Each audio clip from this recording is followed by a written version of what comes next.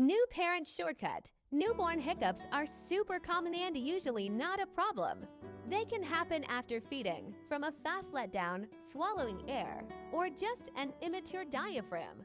Shortcut: don't panic and don't force a big burp session. Try one of these. Hold baby upright for a few minutes, offer a quick burp, and slow the feet. Smaller pauses can help. If your baby is calm, you can often just let the hiccups pass. Call your pediatrician if hiccups come with vomiting, choking, trouble breathing, or your baby seems unwell. Save this for peace of mind. And follow for one newborn shortcut a day.